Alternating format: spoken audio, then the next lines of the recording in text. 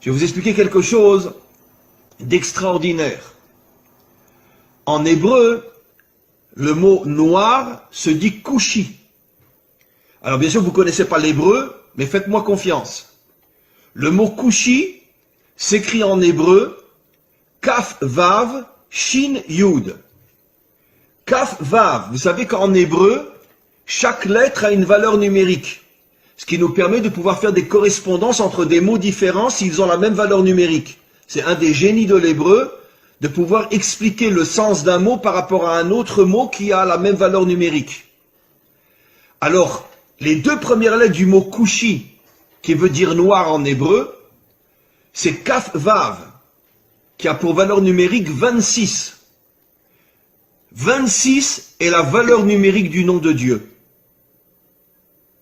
Le nom de Dieu tel qu'il ne se prononce pas, parce qu'on attend la délivrance pour le prononcer véritablement, c'est un Yud, un Vav, un Yud, un He, un Vav et un He. Et ce nom de Dieu qui figure dans toute la Torah en hébreu a pour valeur numérique 26.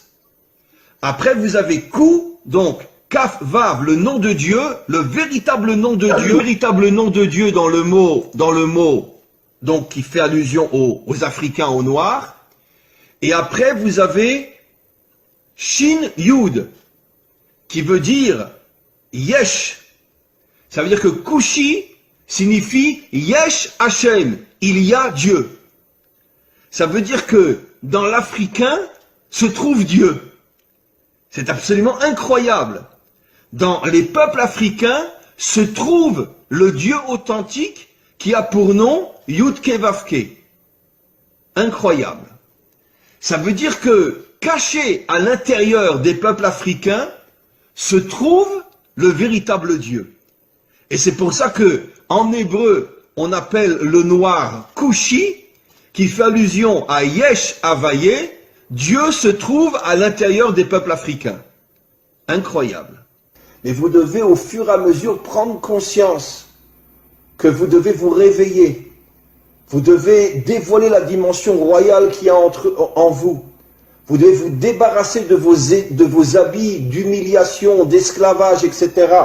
Et prendre conscience que le masque qu'on a voulu vous coller, c'est justement pour vous empêcher de devenir ce que vous devez être. Et vous allez devenir ce que vous devez être.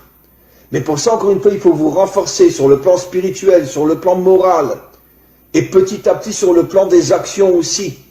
Il est grand temps, et je sais que ça se fera un jour, où les peuples africains se révolteront contre toute la dictature blanche qui exploite toutes les richesses des Africains. Et encore une fois, j'oserais presque dire, et je le dis avec la plus grande sincérité, soyez fiers d'être noirs. Soyez fiers d'avoir la couleur que vous avez.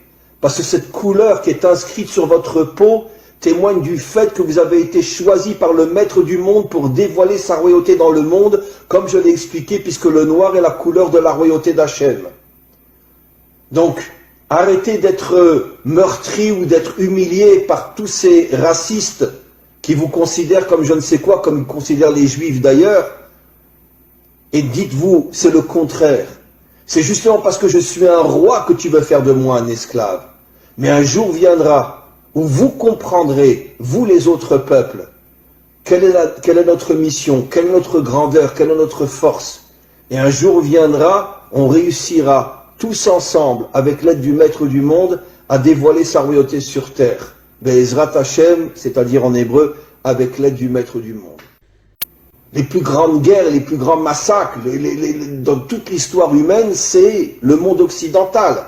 Pas le monde occidental uniquement moderne, bien que le monde occidental moderne, entre la Première Guerre mondiale et la Deuxième Guerre mondiale, sont morts 70 millions de personnes. En 40 ans, 70 millions.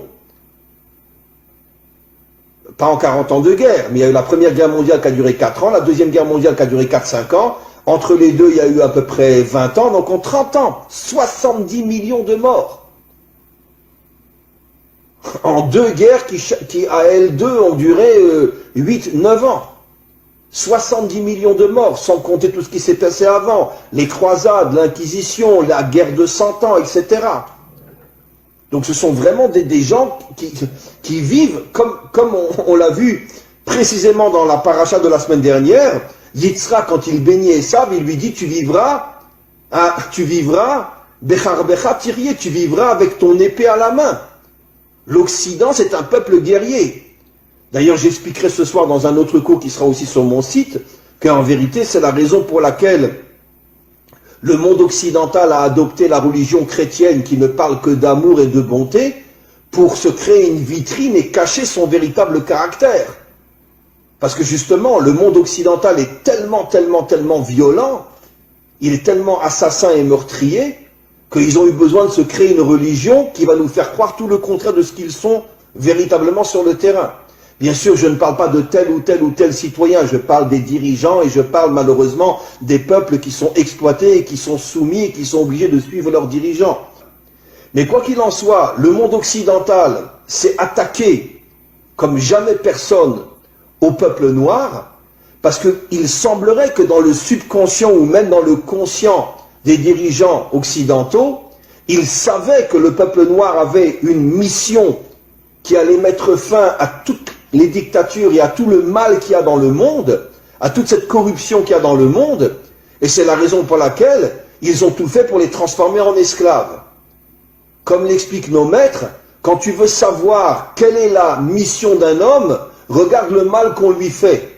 Si un homme est transformé en esclave, ça veut dire qu'il a une nature de roi. Et pourquoi on le transforme en esclave? Pour l'éloigner au maximum de sa mission d'être un roi, ou de dévoiler la royauté d'Hachem.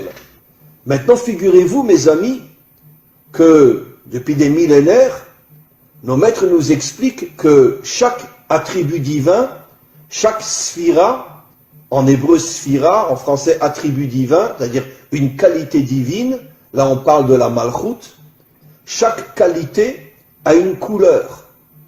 Et figurez-vous, quelle est la couleur de la malchoute? Noir.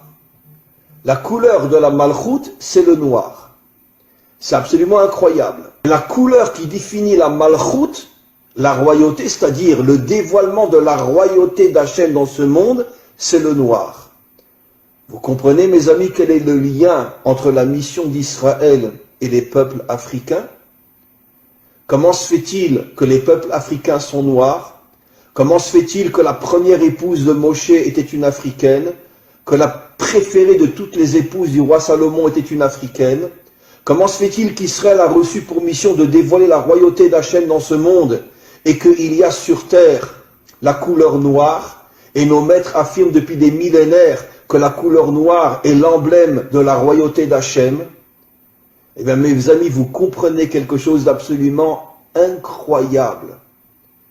Que les peuples noirs, eux aussi, comme Israël, sont en première ligne du dévoilement futur d'Hachem en tant que dirigeant de ce monde. Mi chamocha ba'elim Hachem, qui est aussi grand que toi, Dieu du monde? C'est lui qui a dit ce verset-là. C'est-à-dire, c'est lui qui a reconnu la grandeur de Dieu.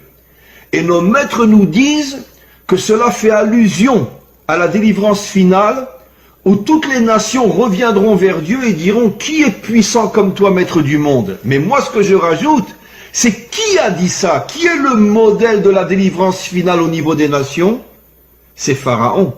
Et nos maîtres nous disent Pharaon était un Africain, un Noir.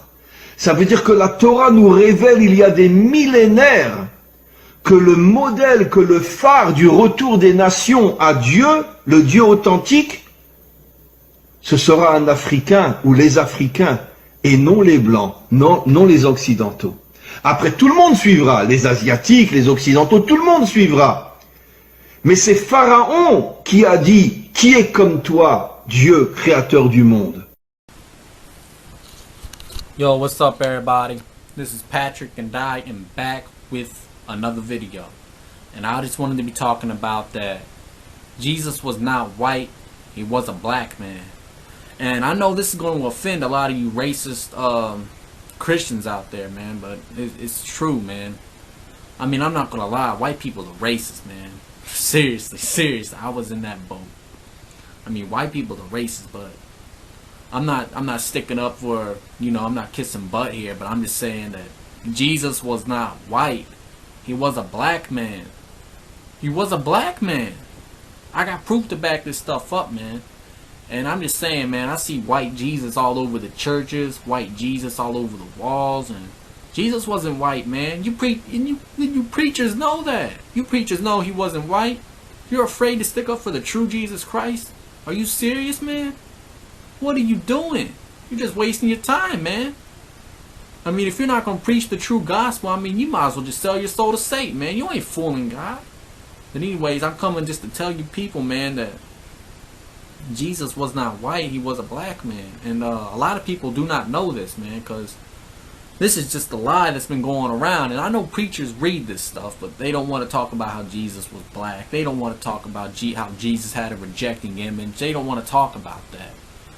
They want to make Jesus white. You can't make Jesus white. He wasn't white. You can't make Jesus white. You can't. You can't make Jesus Japanese. You can't make Jesus Chinese. You can't make Jesus Mexican. Jesus was black. He was black. When he walked the world, he was a black man. And I got proof to back this stuff up. I'm in the book of Daniel, chapter 7, verse 9 through just verse 9. And it says, I beheld till the thrones were cast down, and the Ancient of Days did sit, whose garment was white as snow. I know you Christians do not get that mixed up. It said garment white as snow. It didn't say his skin was white as snow. And the hair of his head like the pure wool. Wooled hair. White people don't have wooled hair. Who has wooled hair? Black people. Black people have wooled hair. Or he could be Middle Eastern, but there's no way he's a white man. There's no way. Okay, hair like pure wool. His thrones were like the fiery flame. His throne was like fire. Can you imagine that? And his wheels is burning fire.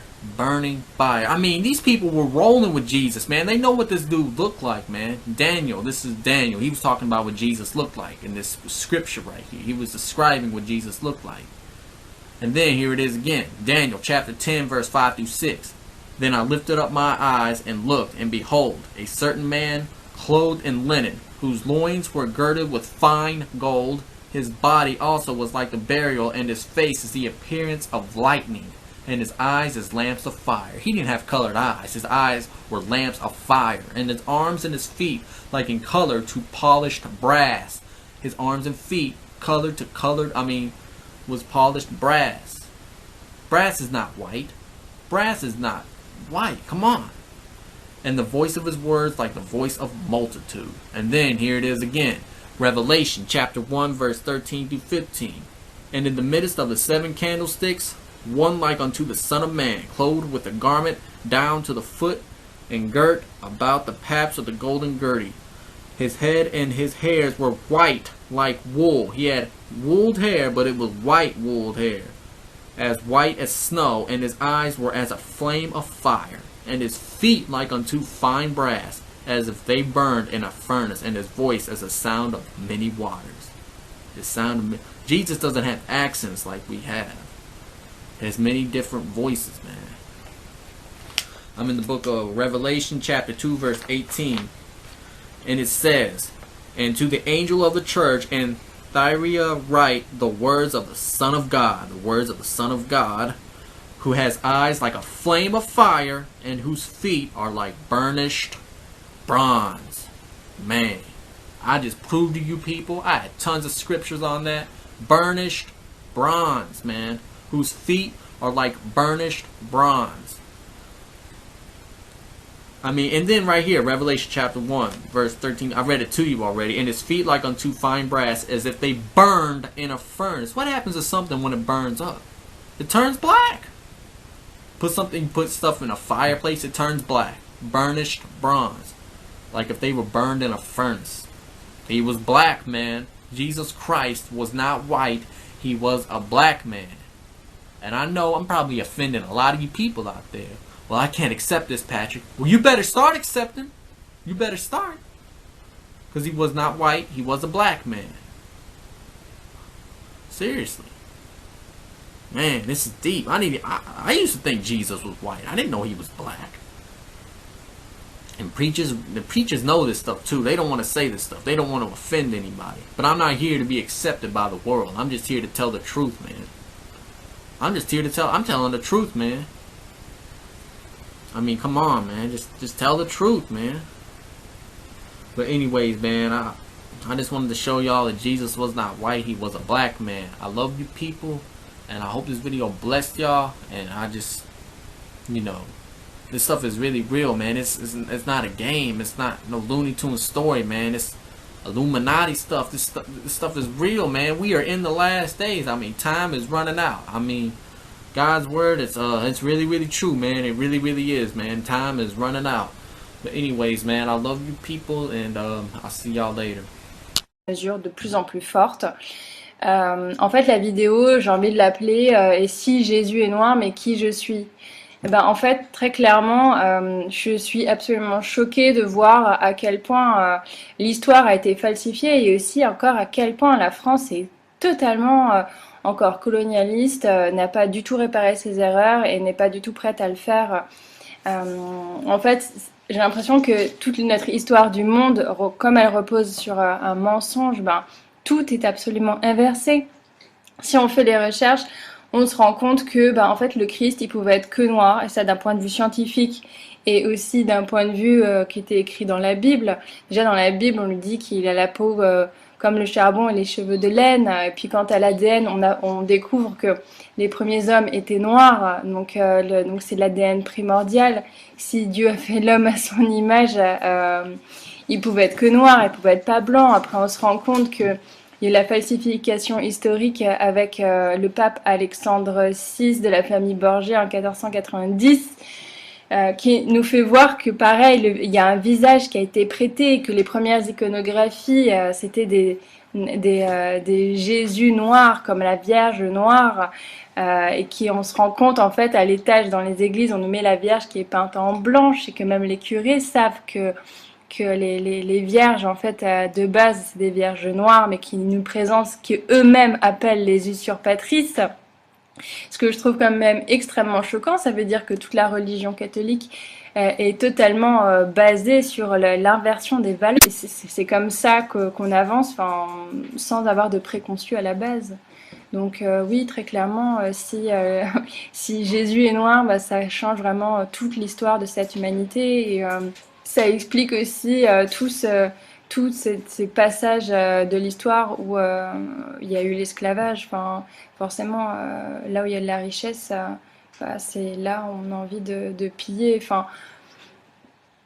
Moi, j'ai envie de dire que je suis pas d'accord avec ce qui se passe encore dans le monde, que je trouve que ce monde est vraiment très raciste, même absolument totalement raciste, que l'homme noir n'a pas du tout sa place en tant qu'être souverain, et ce peuple qui à la base a quand même les connaissances les plus poussées, les connaissances sacrées, de ce monde, qui fait qu'encore ce monde peut exister. Si les fondations de ce monde s'écroulent, si l'Afrique s'écroule, on peut clairement se rendre compte qu'il va y avoir un gros déséquilibre dans cette humanité. Donc moi, mon témoignage, c'est de dire que je suis pas d'accord avec tout ça, que mes recherches me montrent que tout ce que je viens de vous expliquer, je pense que c'est vraiment à chacun de faire ses recherches, à chacun d'avoir l'ouverture d'esprit, mais surtout l'ouverture de cœur, parce que sans l'ouverture de cœur, on va nulle part. De l'amour de soi, de l'amour des autres, de l'amour de l'humanité. Moi par exemple, voilà, je suis blanche, mais j'ai aucun mal à reconnaître que le peuple noir, c'est le peuple qui a quand même la plus grande connexion au divin, parce que si c'est la vérité, moi je le reconnais en tant que vérité, et je me sens pas du tout en insécurité pour autant. Et au contraire, depuis que j'ai découvert tout ça sur toute la base des religions et de ce monde, tout prend vraiment un autre sens.